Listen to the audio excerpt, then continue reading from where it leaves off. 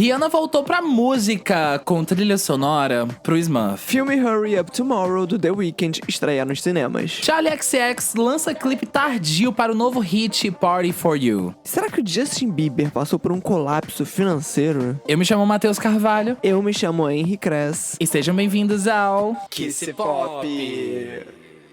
E aí, senhoras, como estamos em mais uma semana repleta de notícias da cultura pop? Aê! Como que vocês estão? Como que foi a última semana de vocês? Agora podem dizer que estão recuperados de Gaga Cabana? Como que é? Ou estão reverberando isso pela cabeça de vocês ainda?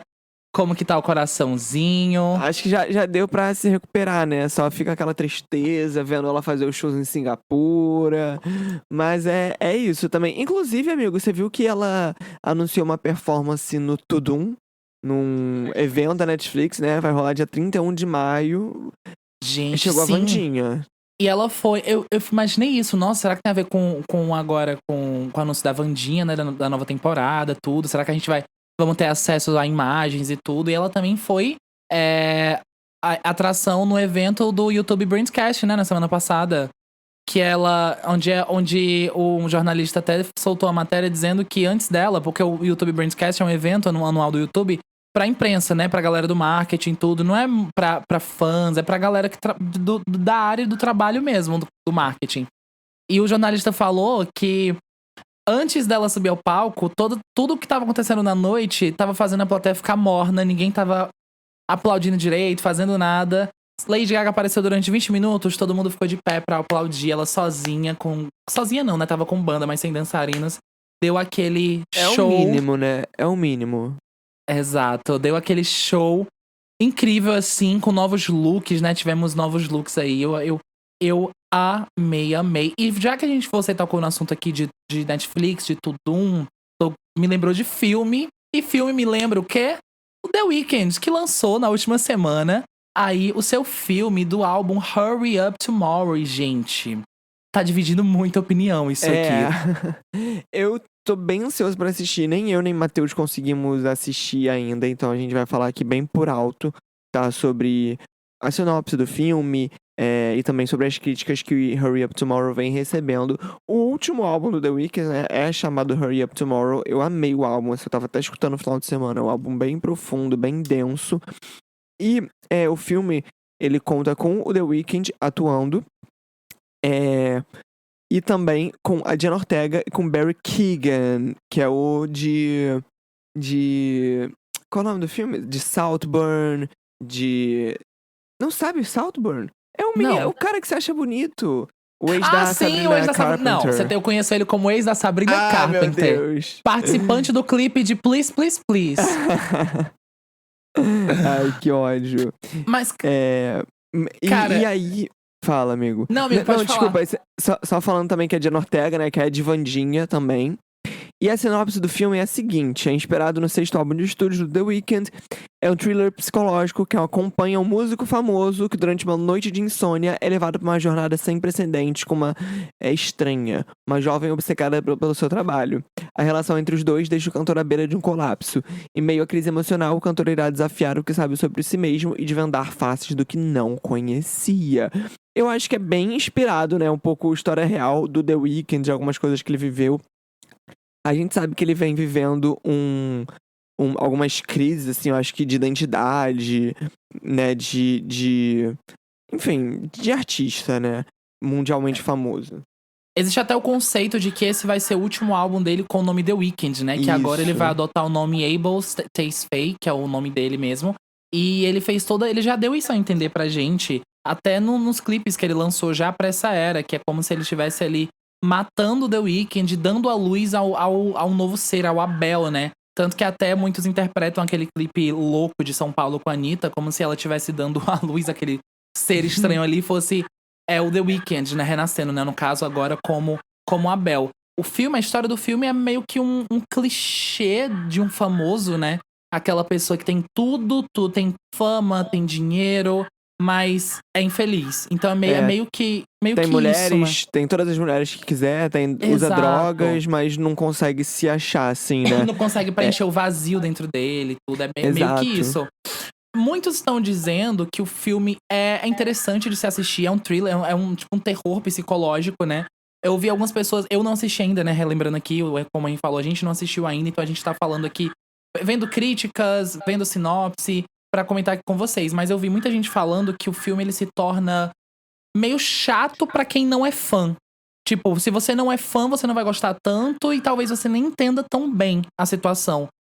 Não é um filme com muitas falas, mas assim, é que nem o The Weeknd já disse, né? Ele apresentou todo o projeto como se fosse propositalmente misterioso, né? Desde o início dessa era, eu lembro que logo quando ele anunciou o show aqui em São Paulo, em setembro do ano passado, ele colocou um trailer lá que que explicava um pouco pra gente de como que ia ser todo o álbum. E desde então a gente já vê que é algo misterioso, é algo mais macabro, é algo realmente nesse sentido do que o filme tá trazendo agora pra gente.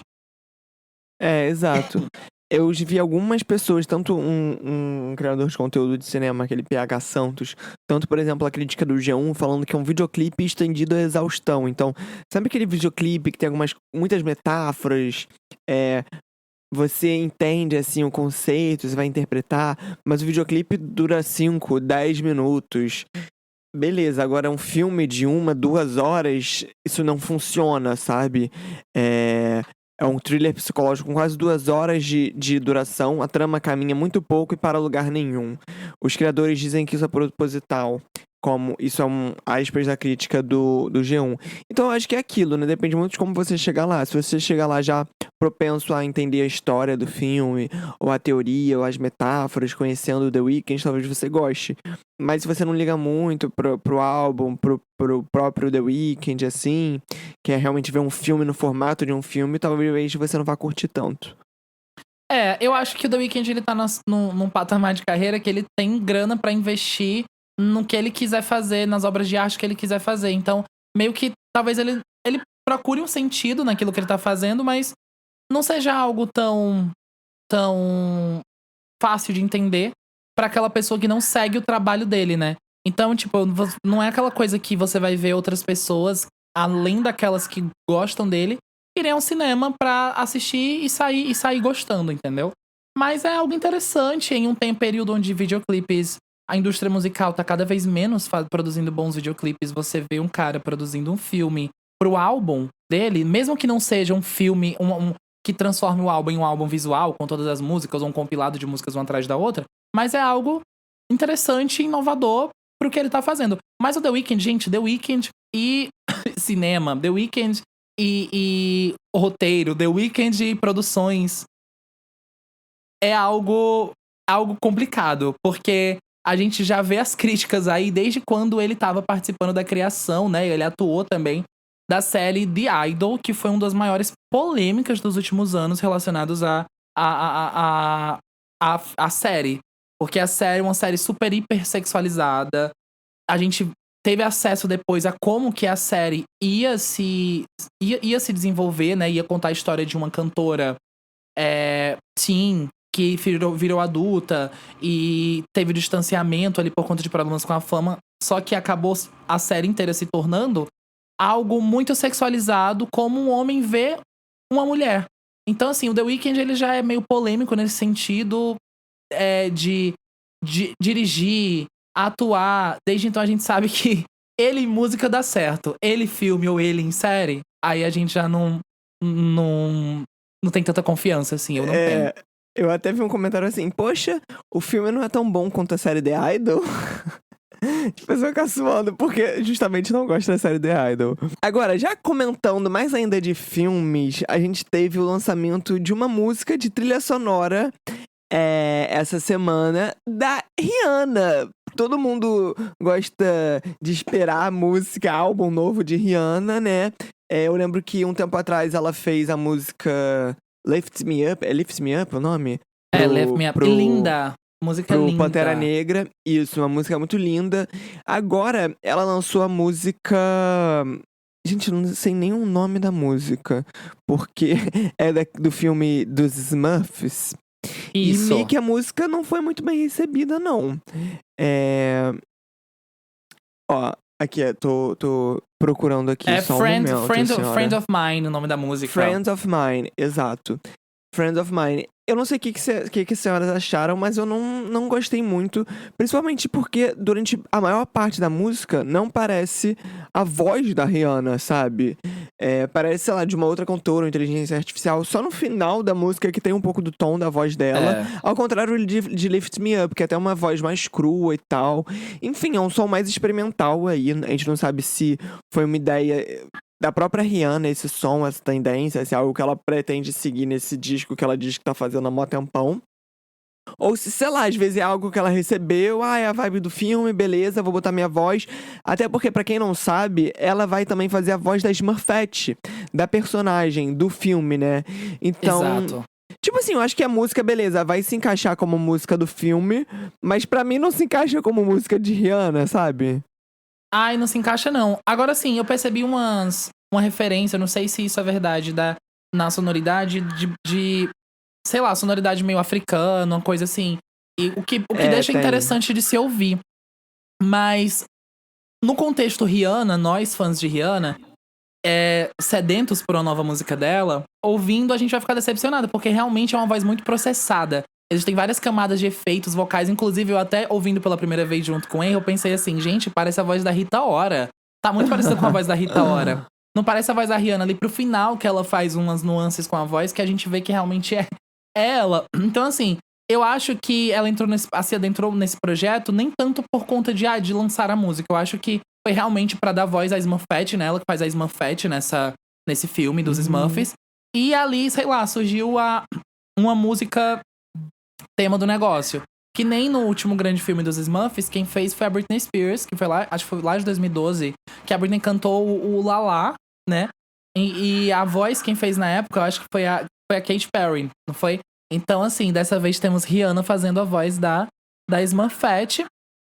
Irei no cinema só pra ouvir a voz da Rihanna fazendo a Smurfette? Não. Vou me contentar só de ouvir a música mesmo. Mas estou feliz dela fazer algo relacionado à música, né? Essa mulher parece que quando escuta música, assim, sai correndo. Mas talvez, com certeza, isso aqui rolou uma boa grana. Ela, ó, vou fazer sim. Exato. O filme estreia dia 17 de julho, ou seja, daqui a 2 meses. Eu veria o filme porque eu gosto de Smurf. Acho que eu prefiro assistir o filme do que ouvir a música. Então, por isso, daí vocês já perceberam que a gente não gostou tanto assim, né? É isso. Agora uma música que irritou essa semana, que tem irritado nesses últimos meses, é Party For You, da Charli XCX. Quem diria? Vocês devem ter ouvido falar disso essa semana. Party For You é uma música do álbum How I'm Feeling Now, da Charli, lá de 2020. E nesse último ano, né, em 2025, no início do ano, a música começou a hitar lá no TikTok, ficar viral no TikTok, é aquela coisa. Pra quem não sabe, é do mesmo produtor de Brat, né, que é o A.J. Cook, que é o principal produtor do álbum Brat. E a Charli decidiu transformar a música em um single tardio, parecido com o que, por exemplo, a Taylor fez com Cruel Summer, sabe? Só que o clipe de Cruel Summer, por exemplo, foi uma performance da turnê, né, da The Eras Tour, da Taylor Swift. Só que Charli lançou um clipe todo gravado agora, editado, feito agora, recentemente, para Party For You, que a gente gostou, né? Ao contrário da Rihanna, eu gostei do clipe, achei meio Brat, mas diferente também. Ó, eu vi que essa música Party For You, ela já existe antes de 2020 ali, sabe? Ela foi gravada meio que em 2017, a Charli performou em alguns shows, e as pessoas ficaram se perguntando, nossa, a música tem que ser lançada. Só em 2020 que a música veio realmente ser lançada, né? Que nem você falou, que foi no álbum How I'm Feeling Now. E a música meio que passou despercebida, né? Então agora é incrível o poder da internet, é incrível o poder do TikTok, o poder das pessoas pegarem um áudio de algo e fazer isso viralizar muito. Anos depois. O clipe a gente assistiu e tivemos diferentes interpretações do que tá acontecendo no clipe. Pra mim, o clipe soa muito como uma despedida, não uma despedida, mas a Charli meio que se retirando um pouco da era Brat. Eu sei que a música não é do álbum Brat, mas a Charli inicia na festa, né, que ela fez pra uma pessoa que não foi.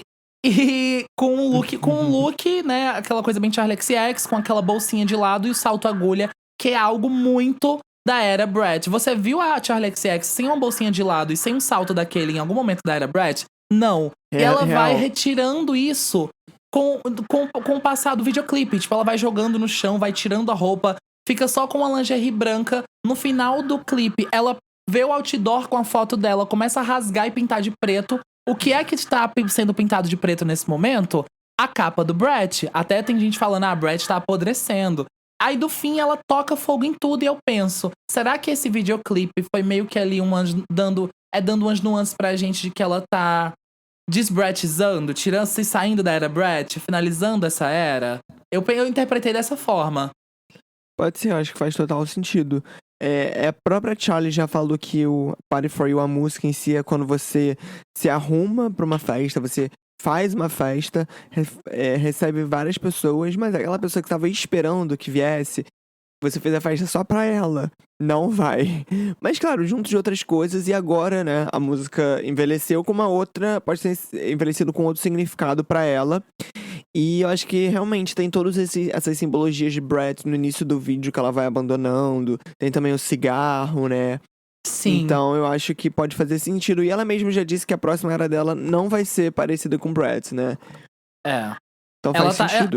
Cara, muita coisa da Charli XCX faz sentido no momento, mas depois não faz mais. Porque ao mesmo tempo que ela fala aí que o próximo álbum dela não vai ter nada a ver com Bratz, ela ainda parece querer muito sugar o que foi feito na era Bratz, sabe?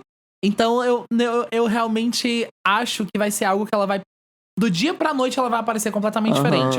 Tipo assim, porque ainda tem algumas coisas. Teve Coachella, vai ter o Primavera Sound também, por exemplo, que é o festival em junho.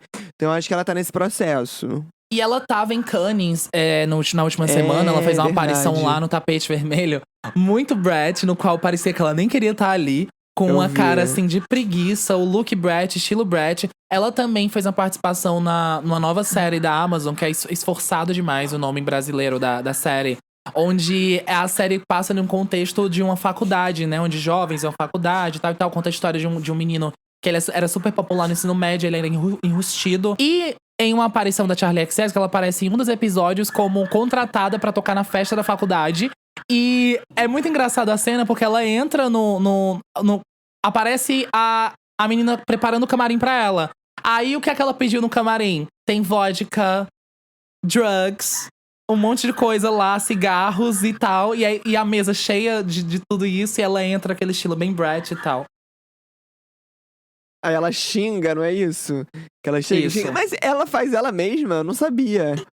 Ela mesma, a moça recebe ela. Seja bem-vinda, Miss XCX. Entendeu? É bem ela mesma. Ver. É boa a série? Cara, eu comecei ontem, depois de 20 minutos de episódio eu dormi. Mas é porque eu comecei à noite antes de dormir. Então eu só vi essa cena por conta que eu vi em cortes no TikTok. Entendi. No Reels e tal. Eu vi só esse mas assim, eu tô ansioso pra assistir tudo. Tudo, amamos. Agora, essa semana, a gente teve também outros anúncios do The Town, né? Que a gente já falou aqui semana passada que a gente teve alguns anúncios. E nessa terça-feira, o dia que você tá ouvindo esse podcast, o dia que a gente vai postar esse podcast, dia 20 de maio, começa a pré-venda do The Town. Então, de repente, nesse meio termo aí, entre a gente gravar o podcast, que a gente sempre grava na segunda, no dia anterior, até a gente postar, vão ser anunciados novos nomes, né? Mas o The Town anunciou 7 atrações pro festival em 2025. Nada tipo assim, nossa, grandioso, né? Porém, vamos falar que na mesma data em que tem o Backstreet Boys como headliner, o palco Skyline vai ter a apresentação do Jason Derulo, que já foi no Rock in Rio, além do CeeLo Green. CeeLo Green achei curioso, assim. Achei interessante. Acho que é um bom nome ali pra antes do headliner, né? Já no dia 13, eles chamaram a Natasha Bedingfield, cantora britânica famosa pelo hit Unwritten. Feel the rain on your skin, no one else can feel it for you. Hit do TikTok. Isso. Vai ser um dia bem nostálgico, né? Você percebe que é um dia que tá sendo montado pros anos 2000 aí. Não, mas ela vai ser em outro dia. Ela no dia da Mariah Carey, que inclusive é Mariah Carey, Jessie J, Ivete Sangalo e ela. E ela vai cantar antes da Ivete Sangalo. Chocado. A Ivete Sangalo, Jessie J e Mariah Carey. Gente. Diferente, né? Porque normalmente o artista nacional abre, assim. Sim. Já o dia do Backstreet Boys vai ser CeeLo Green, Jason Derulo, Jota Quest e Backstreet Boys. Será que vai ser nessa ordem? Aqui no site tá essa ordem, mas não sei se vai ser nessa ordem, não. E foram anunciados também vários artistas nacionais. Tudo no palco The One, né? Que é o palco secundário ali, como se fosse o Sunset do Rock in Rio. No dia no dia 12 de setembro, vamos ter como headliner do palco The One a Luísa Sonza. Que é o mesmo dia do Backstreet Boys, né? E vamos ter também Pedro Sampaio e Di Ferreiro no The One. Além da... não, tem também Duda Beat nesse dia. E é isso. Duda Beat, Di Ferreiro, Pedro Sampaio e Luísa Sonza. Eu gostei. Então, eu gostei também. Todos eles. Eu também acho, principalmente acho que do CeeLo Green, tem umas músicas dele que são muito boas, que eu lembro, acho que de Glee, assim, que tô ouvindo em Glee. Luísa Sonza sempre prepara um showzão quando é festival, né? Na última vez ela foi no palco principal. Sim, nossa, ela foi lá justamente no The Town mesmo. Nossa, gente, tá com tanto tempo já. Chocado. Foi o início da tour do Escândalo Íntimo, né? Foi no palco do The Town, onde teve aquela música lá pro Chico. O Chico tava lá recebendo toda aquela atenção. Você lembra disso? Verdade. A gente tava junto, inclusive, esse dia. No lounge do TikTok. Foi no dia do Bruno Mars. Foi no dia do Bruno Mars. E... Então, assim, será que agora vai ser o início de uma nova era no palco do The Town esse ano? Porque tá há 2 anos, então, a era Escândalo Íntimo, né? Veremos aí se Luísa Sonza vai trazer algo novo. Duda Beat também, assim, eu super quero assistir o show da Duda Beat. E é isso, eu acho que por enquanto o line-up do The Town eu tô sentindo que tá bom, mas não é aquela coisa tipo, nossa, vai tirar meu fôlego, sabe? Falta algo explosivo e inédito, porque tá bem parecido com Rock in Rio. Tá muito parecido com Rock in Rio. E, assim, não tô reclamando porque, porra, Katy Perry e Mariah Carey. Mas eu acho que talvez se elas não tivessem vindo no passado, estaria algo explosivo pra mim esse ano. Total. Como elas vieram no passado, não tô tirando a importância do que elas fizeram no passado. Mas como elas vieram no passado e vão vir esse ano novamente, então tá meio que tipo assim, é bom, mas nada que me deixou uau. Entendeu? O dia que falta ser anunciado o palco principal é o dia 6 de setembro, que é o primeiro dia. Que eu acabei de ver nos stories da Diva Suburbana, nossa amiga, que faz sentido se eles anunciarem um dia de rap aí. Porque no palco Quebrada vai ter Tashi Trace, MC Ariel. E não tem ainda uma atração de rap. No dia 7 é Green Day, Sex Pistols, uma coisa mais rock, assim. No dia 12, 13 e 14 é mais pop, né? Backstreet Boys, Mariah Carey e Katy Perry. E falta algo de rap, assim, né? E aí, a diva suburbana, né? Ela comentou do nome, de repente, da Doja Cat. Porque ela falou que a Doja tava querendo vir no Brasil. E eu pensei, mano, seria tudo. Mano, esse seria o elemento que me deixaria de boquiaberto. Nossa, esse nome, eu ficaria chocado. Nossa, eu queria muito, cara. Eu iria com toda certeza, porque o último show da Doja aqui foi no Lola. Eu fiquei com muita fomo que eu não fui. Caramba, nossa, seria incrível. Seria incrível. Eu super iria.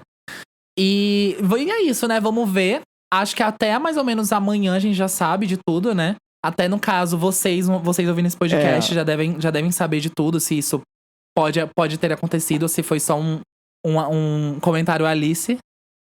E tem só um asterisco que a Billie Eilish anunciou mais datas da sua turnê. Passando ali em agosto no Japão, em outubro, a partir de outubro até novembro, pelos Estados Unidos. E deixando setembro livre. Ou seja, algumas pessoas estavam falando que ela vinha fazer show aqui em setembro, mas não seria pro The Town.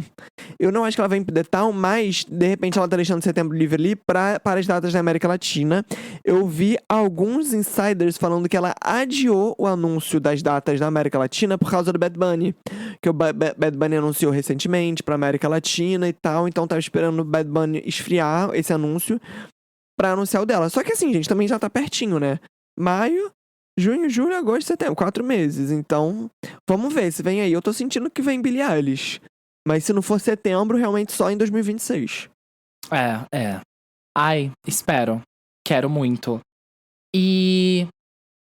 Gente, Agora, vamos falar sobre um assunto que vem rolando aí, o Twitter principalmente, na última semana, que é o TMZ falando que o Justin Bieber passou por um colapso financeiro. A gente sabe que o mundinho Bieber, ele anda bem abalado nos últimos meses, né?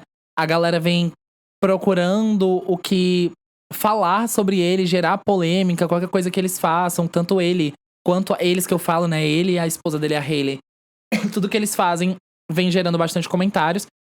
E o TMZ produziu um documentário inteiro, que nesse momento está disponível no Hulu, que é acho que uma das principais, ou a principal plataforma de streaming de filmes e séries dos Estados Unidos, falando sobre o que aconteceu com Justin Bieber. Esse é o tema do documentário.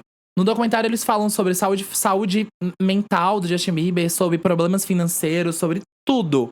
E, ultimamente, o que na última semana que vem repercutindo é o fato deles terem dito que o Justin Bieber passou por um grande colapso financeiro em 2022, tendo que vender o seu catálogo de músicas. Vocês lembram que há um tempo atrás, no caso, né, em 2022, rolou aí que Justin Bieber havia vendido o seu catálogo musical por 200 milhões de dólares? Então, tudo indica que isso foi verdade. E o motivo foi porque ele estava passando por um colapso financeiro. O TMZ falou que ao longo de sua carreira, o Justin Bieber faturou cerca de meio a 1 bilhão de dólares, o que é dinheiro pra caramba, mas teria feito maus negócios, não teria investido bem, teria gastado dinheiro com enfim, drogas, álcool, é o que eles dão a entender. E por isso teve que vender o seu catálogo. E eles contam também que, na época, o empresário do Justin, né, o Scooter Braun, o odiado pelos fãs da Taylor Swift, não quis deixar ele vender o catálogo. Porque assim, amigo, a gente vê que vender catálogo musical hoje em dia na indústria musical é algo comum, né? Vários artistas fazem isso, mas você lembra que de algum artista jovem como o Justin Bieber, de 29 anos, que vendeu seu catálogo de música? Eu não lembro de nenhum. A mais recente que eu lembro, assim, foi a Katy Perry. Que também não é uma artista tão antiga ali, né? Mas deve ter o quê? Quase uns 40 anos. Mas quando a gente coloca, assim, no nível de impacto, de, por exemplo, o Justin Bieber, qualquer coisa que faz hoje em dia, ainda é um enorme sucesso, é um enorme hit, assim. Tô falando no mainstream, em relação a vendas e tudo. Então, assim, eu fico chocado com essa informação, porque o cara, 29 anos de idade, se não foi por um colapso financeiro, ele não tá em declínio, né? De carreira, de sucesso. Se não foi por um colapso financeiro, pra que foi? Sabe? Então eu penso que realmente essa notícia possa realmente ser verdade. Eles, inclusive, o TMZ vai a fundo nos documentos de contratos, de shows dele da última turnê, né? Da Chances, acho que fala Chances Tour, lá de 2022, que teve que ser abandonada ali no meio... 2021 ou 2022? Enfim, a última turnê dele teve que ser abandonada ali no meio das datas anunciadas. E o Justin Bieber teria aí acumulado uma dívida com a produtora. E o Scooter Braun, o empresário dele, pagou essa dívida pra que ele pagasse a ele depois, né? E eles também investigam que o Justin Bieber teria ficado devendo ao Scooter Braun, teria feito um parcelamento da dívida, teria pagado só a primeira parcela e depois abandonou o débito, gerando aí uma dívida de 24 milhões de dólares com o Scooter Braun, que após uma auditoria, essa dívida possivelmente caiu pra 8 milhões de dólares. Então, assim, são vários tipos de notícia que a gente nunca pensaria em ouvir, em ler sobre o Justin Bieber, né? Aí eu, pesquisando recentemente sobre tudo isso, achei uma matéria do Daily Mail, recente até, de abril, contando que a Hailey, né, a senhora Bieber, a senhora Bieber tá à procura de negócios bilionários pra se fazer e está cogitando até vender a Rhode, a empresa dela de maquiagens, de produtos pro rosto, de skincare, enfim. Só que eles dizem na matéria que tá até difícil dela conseguir investidores que queiram vender e pagar 1 bilhão de dólares na Rhode. Primeiro porque a empresa só faturou 200 milhões de dólares desde que foi aberta. E segundo, que a empresa só tem um meio de venda, que é online, ela não tem nem loja. Então, assim, são muitas coisas acontecendo no mundinho Bieber que, juntando uma coisa e outra, a gente vê que as notícias possivelmente não são mentiras ali, né? E não são favoráveis pra eles, tadinhos. Exato. Cara, é bizarro, porque realmente o Justin Bieber parece estar vivendo uma confusão, assim, meio como parecida com o do The Weeknd, sabe? Mas um pouco mais diferente. É porque ele tem a questão da Hailey, da filha e tal. Ele tá acompanhado, mas até que ponto também ele tá bem acompanhado, ou ela tá bem acompanhada dele, assim, né? Por fora, quando eles anunciaram gravidez, tiveram um bebê, tudo parecia tão lindo e tal, mas a gente nunca sabe como tá a vida das pessoas de verdade, né? Até assim, de repente, a gente também tá falando aqui, nossa, como se fosse um caos a vida e financeira deles também, e às vezes vai estar tudo certo, sabe? São só notícias especulativas, a gente ainda não tem tantas informações e tal. Isso que você falou da turnê sendo cancelada, eu lembrei que foi logo depois do Rock in Rio, né? Que no Rock in Rio ele não veio, foi ali em 2023. 2023? Não, 2022. 2022, isso, 2022. E aí depois as datas foram suspensas, né, devido a problemas de saúde e tal, aquela coisa. E quase que ele não veio no Rock in Rio, né? Então a carreira dele parece estar bem turbulenta mesmo. E lembrando que essa pessoa que foi o Scooter Braun, que você falou, que é o empresário dele e tal, e ajudou ele em algumas decisões, é aquele famoso Scooter Braun que teve uma treta com a Taylor Swift, não é muito famoso, não é muito bem falado, na verdade, nesse meio musical, pelo menos na mídia, porque ele que é responsável por vender os álbuns da Taylor, né? E ela tem que fazer as regravações dos álbuns. Então, assim, a treta mescla muitos elementos. Eu, sinceramente, eu nem vi tanta gente falando sobre isso. Eu não sei se é algo que tá rolando mais lá no exterior, ainda não chegou aqui. Mas, enfim, tomara que dê tudo certo, né, com ele. E que ele consiga sair desse mar de confusões. Cara, eu tô até com vontade de procurar algum site que tenha esse documentário pra eu assistir completo, né? Porque eu tô agora pegando pedaços de informações pra passar aqui. Mas eu quero ver realmente tudo que fala. Porque fala sobre saúde mental, fala sobre tudo. Inclusive, parece que falam até que a Hailey, ela é uma pessoa que tem gastos, assim, exorbitantes. É um nuance mais, assim, no estilo fofoca que eu tô falando aqui. Mas são coisas que, que nem eu disse anteriormente, estão juntando pedaços de informações e coisas que vem acontecendo nos últimos tempos, tudo tá fazendo um sentido do caramba, entendeu? Então, diz que ela tem gastos exorbitantes, que ela comprou recentemente um jatinho por um valor muito alto, que não era pra ter sido comprado. Mas no final das contas, passando por colapso ou sem colapso, são pessoas que vão terminar milionárias. O Justin Bieber, só ele anunciar uma nova turnê, ele repõe, tenho certeza, muita grana no bolso dele. Mas isso é algo também que eles falam que ele não quer anunciar nenhuma turnê em breve, não tem planos para um novo álbum.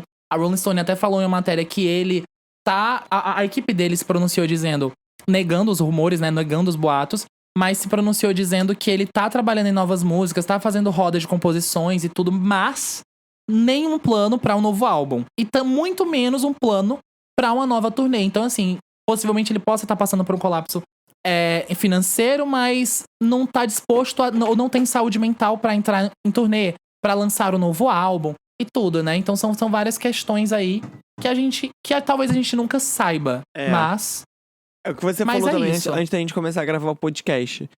Qualquer coisa que ele lançar, ele vai ganhar muito dinheiro, mas também o custo de vida dele deve ser altíssimo, né? Nossa, gasta milhões cara. e milhões pra manter casa, o padrão de vida, tudo. Casa, jatinho, fora que a gente sabe que essa galera da indústria musical, eles ganham grana pra caramba, mas eles devem muita grana, né? Porque são feitos muitos investimentos em cima deles, né? Eu não sei se você tá acompanhando até um caso brasileiro da Ana Castela, o ex-empresário da Ana Castela, o ex-investidor, na verdade, que é um cara aí que investiu milhões nela no início de carreira, quando ela não era, segundo ele, né? Quando ela não era nada. E parece que ela teve uma quebra de contrato aí com ele, não passando os 30% de comissão de todos os lucros da carreira dela, a partir do momento que ela começou a ganhar dinheiro, que esse era o trato deles.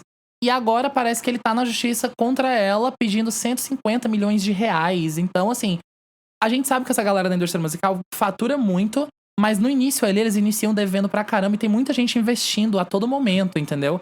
Então, assim, eles ganham muito, mas devem muito também. O Justin Bieber deve ter contrato de gravadora aí, gente cobrando álbum a ele, enfim. São muitas coisas por trás.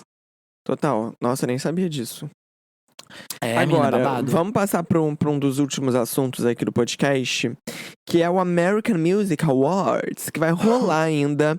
O American Music Awards vai acontecer na semana que vem, se eu não me engano, no dia 26 26 de maio de 2025.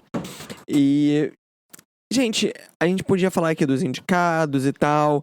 Vou dar uma falada aqui até, que os maiores indicados são Kendrick Lamar com 10 indicações, Post Malone com 8 indicações, e seguido por Billie Eilish, Chaperone e Shabuzi com 7 indicações. E a Taylor Swift recebeu 6 indicações e pode quebrar o seu próprio recorde de mais vitórias no AMAs de todos os tempos. Ela tem 40 troféus do American Music Awards. Caramba! Isso, a gente poderia comentar um pouco sobre tudo que vai acontecer na premiação, performances, né? Vamos ter performances aí de artistas muito legais, como aquele que, meu Deus, aquele que veio pro Lollapalooza, que ele é muito bom. Que eu esqueci o nome dele, gente, desculpa. O Teddy Swims? Teddy Swims, não, aquele do bigodinho. O Fugiu Benson o nome Boone. dele, cara. Benson Boone, vamos ter performance do Shabuzi. Só que o que vem rolando, na verdade, sobre o EMA são os easter eggs. São ali as pessoas procurando coisas e tentando encaixar peças ali relacionadas à senhora Taylor Swift, né, amigo? Que tá aí prestes a lançar, segundo essa galera, o seu 12º álbum. O Henry tá por dentro aí desses nuances, ele vai explicar um pouquinho pra vocês. Exato, gente. Cara, tudo indica que a Taylor Swift vai fazer um anúncio no American Music Awards, que vai acontecer em breve, né, como eu já falei, que deve ser o TS12, ou seja, o seu 12º álbum de músicas inéditas. Alguns indícios... É porque a Taylor Swift é famosa por sempre dar easter eggs de tudo que ela vai acontecer na carreira dela, de música, de álbum que vai ser lançado e tal. Ela está indicada em 6 categorias, né? Artista do ano, álbum do ano, colaboração do ano, artista de tour favorito, artista feminina favorita e álbum pop feminino. Ela deu alguns possíveis easter eggs aí, que começa com a loja dela, o site da loja dela botou em destaque alguns tipos de produtos. E a sigla desses produtos juntos dá a palavra AMAs, AMAs, que é Apparel Music Accessories e Sales. Aí fica AMAs. E também o Taylor Nation postou story com as letras AMAs, em maiúsculo. Taylor Nation, que é tipo o fã-clube oficial da Taylor Swift. A loja da Taylor ainda deu $26 de desconto. 26 é o dia do AMAs, né? Meu Deus. E além disso, tem umas outras coisas, assim, que, por exemplo, ela usou um brinco no Grammy com 12 pedras. Ela postou um story do álbum da Selena Gomez com 12 Ds, letra Ds na palavra God. Oh my God. A Selena postou um dump com 13 fotos e a foto 12 é uma foto com a Taylor, o que de repente pode indicar um feat. Já é prevista que a cor desse álbum, né, porque cada álbum da Taylor tem uma cor, seja laranja, por alguns sinais que ela deu aí na The Eras Tour e tal. E, por exemplo, esse story que ela postou do álbum da Selena, o fundo era laranja. Então, assim, gente, pode vir... Tudo isso realmente pode vir aí, ou pode não vir nada, entendeu? Ou pode, de repente, vir, sei lá, o Reputation Taylor's Version, porque da última vez que a gente tava esperando o anúncio do Reputation Taylor's Version, veio o anúncio do TS11, né, que foi o Distorted Poets Department. Então, ninguém sabe, mas é possível que ela compareça e, se ganhar alguns prêmios, anuncie sim o TS12. Eu achei esse negócio do site bem suspeito, viu? Cara, eu achei tudo muito suspeito, isso aí. As letras em maiúsculo do Taylor Nation, eu achei tudo bem suspeito. Mas, se tratando de Taylor Swift, pode ser tudo ou pode não ser nada. Eu tô ainda clamando pra que ela venha com o Reputation, Taylor's Version, né? Porque quando que essa mulher vai querer lançar isso? Será que ela vai querer lançar apenas após o lançamento do novo álbum? Eu acho meio improvável. Então, assim, mas também não faria sentido ela fazer todos esses easter eggs com o número 12 pra chegar no EMAs e anunciar o Rap TV. Não faz sentido também. Então, assim, o que se passa na cabeça de Taylor Swift, só ela e a equipe dela sabe, até a gente saber realmente o que é. Mas fiquei ansioso. Principalmente se vier um feat aí com Selena Gomez, né? Porque a gente sabe que elas são best friends forever há muito tempo. E elas sempre aparecem juntas, mas músicas... Já cantaram juntas, inclusive, mas músicas juntas nunca aconteceu. Inclusive, até no American Music Awards de 2019, que a Selena Gomez apresentou o hit Lose It to Love Me e Look at Her Now, que ela foi super criticada por conta dos vocais, Taylor Swift tava lá na plateia aplaudindo ela. Se você olhar o vídeo da performance, vários takes tem a Taylor Swift lá em pé aplaudindo ela. Imagina só se ela aparece no EMA de agora, anuncia o álbum e, sei lá, uma performance surpresa com Selena Gomez. Acho que eu sonhei demais até. Mas vai que. Nossa, acho que você sonhou demais, amigo. Mas tá caminhando pra isso, quem sabe? Vai que. Cara, Vai que. semana que vem a gente vai descobrir. Acho que é só isso que tem pra falar.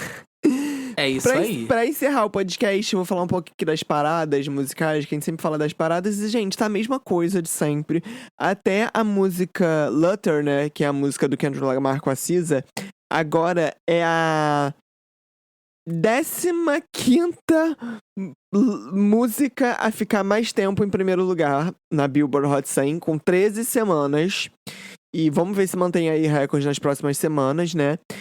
E só que na semana que vem, o que tá previsto para as paradas é uma invasão do Morgan Wallen. Aproveitando até aqui pra falar que esse Morgan Wallen é um cantor de country, né?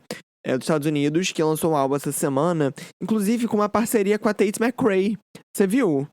Não. Ela foi até meio criticada por se associar com ele, porque ele é meio conservador, trampista.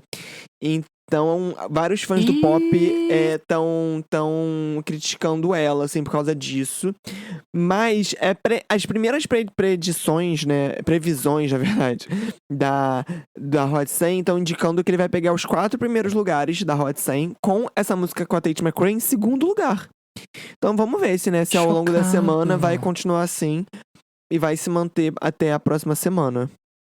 Ai, mas que close errado, gente. Se envolver em quem fica com o Trump, quem vota no Trump, não. Pelo amor de Deus. Eu dei uma leve pesquisada aqui. Eu não sei se ele é exatamente trumpista, já se posicionou totalmente sobre o assunto. Mas ele é do country, tem uma pegada mais conservadora. Então, com certeza, acho que os fãs, assim, devem ser mais trumpistas, sim. Ah, entendi, senhora. Então, você falou dos charts. Vamos falar agora das nossas dicas? Temos dicas pra essa semana, senhora? Temos dicas. Quer que eu comece? Pode começar. Então, lembra que eu falei da semana passada de um livro que eu ia falar quando eu terminasse?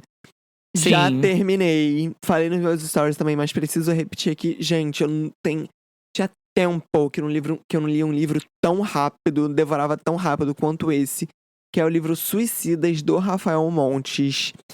Que livro, mano. Mas assim, deixando claro aqui que talvez não seja um livro pra todo mundo, porque é um livro meio macabro, assim. Acontecem mais coisas que você vai vendo, você fala, beleza. Morte. Beleza, drogas. Mas vai ficando pior, entendeu? O negócio vai ficando mais pesado. Só que aquele livro que tem um mistério e você também vai querendo desvendar o que acontece. Na verdade, são 9 jovens que se reúnem no porão para se suicidar numa roleta russa. Então eles têm um revólver. E aí, vocês sabem o que é roleta russa, né? Tipo, o revólver tem 8 espaços pra bala. Aí a pessoa bota uma bala só, gira, e aí ninguém sabe em que espaço tá a bala. Aí dá um tiro, pode tanto ser a bala quanto não ser nada. E aí passa pro próximo, aí eles vão fazendo assim até todos morrerem. Só que meio que essa narrativa é de uma das pessoas que tava lá, que escreveu tudo num caderno, num livro. Então você não sabe direito como que acabou, o que aconteceu realmente, se tudo que você tá lendo é verdade. Enfim, tem várias. Aí a outra linha narrativa são as mães desses jovens com a delegada, 1 ano depois do caso. Então você vai ali tentando descobrir o que aconteceu, por que aconteceu, quem morreu, quem não morreu, se alguém não morreu. Enfim, eu sei que eu fiquei obcecado nesse livro do Rafael Montes, que é o mesmo escritor, criador de Bom Dia Verônica, de Beleza Fatal. E agora eu já comprei até mais 2 livros dele pra ler e já tô devorando. Nossa, amigo, muito interessante, gente. E foi o primeiro livro que ele escreveu aos 20 anos. A Caramba. mente desse cara é ao mesmo tempo genial e perturbada. Caramba, você sabia que eu me encontrei com ele lá no... Não me encontrei com ele de falar e tudo, mas eu vi ele lá na Pink Flamingo, aí no Rio de Janeiro. Mentira! Um dia antes do show, 2 dias antes do show da Gaga. Chocado. Eu tava na fila, assim, já tava entrando, na verdade. Aí do nada, por que eu sei que era ele? Porque eu vi um cara que tava do meu lado, cutucando, esse aí é o escritor, o cara que fez Beleza Fatal, que escreveu Beleza Fatal. Tudo. Ele tava assim com os amigos, tudo, e passou assim, eu disse, interessante, que legal. Até você já tinha comentado sobre ele antes e tudo. Aham. E… Não, eu gosto dele, eu sigo ele, eu sigo o namorado dele também. O namorado dele foi pro Coachella ver a Gaga, ele é Super Little Monster. Aí acho que ele foi também. Muito foda. massa! Eu gosto muito dele. É bom ter um escritor gay representando, entendeu? Os nossos closes. Nossa, e ele, pelo visto, ele tem as melhores histórias. Porque aí você falando, e só a sinopse da forma que você tá falando aí, eu já fico assim, gente, quero assistir. Quero ler, no caso. Não, e um filme seria tudo, mano. Cara, uma série, talvez, assim, tipo, uma coisa mais Stranger Things, uma coisa, sei lá, uma coisa mais mistério, assim, Black Mirror, enfim.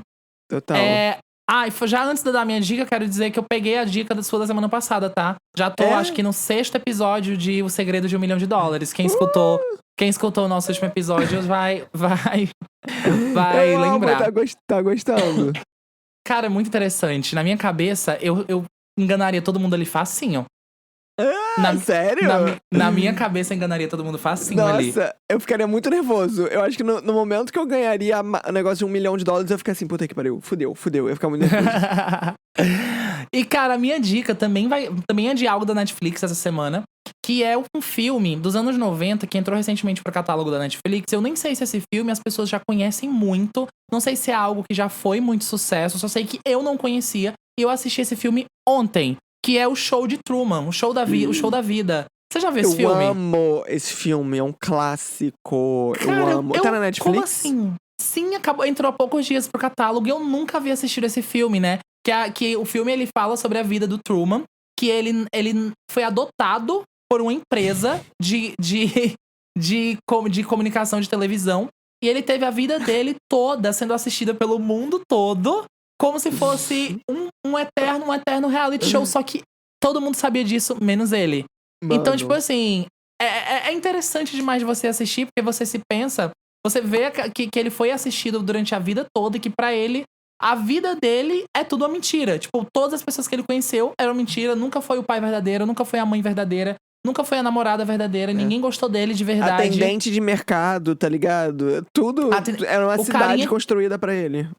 Exato, é uma bolha, literalmente uma bolha de ferro gigante construída com um mundo ali só pra ele e todo mundo atuando 24 horas por dia pra manter ele ali naquela ilusão. Eu achei muito interessante, eu nunca havia assistido esse filme na minha vida. Então fica a dica aí pras senhoras que não conhecem esse filme, vão assistir o Show de Truman no Netflix. E é isso. Precisa assistir mesmo. É muito bom, é muito interessante. É um clássico. Olha, se você ouviu esse podcast até aqui e não segue a gente aí na plataforma que você tá ouvindo, ou no Instagram, vai lá seguir a gente, @qcpop.pod, segue a gente aqui na plataforma, dá uma nota. Quanto mais você interage, comenta, a própria plataforma vai te avisar dos próximos episódios que vão sair. Toda terça-feira a gente tá aqui contando um resumão da música pop da última semana. É isso, a gente espera muito que vocês tenham gostado. Mas também se não gostou, QC Pop.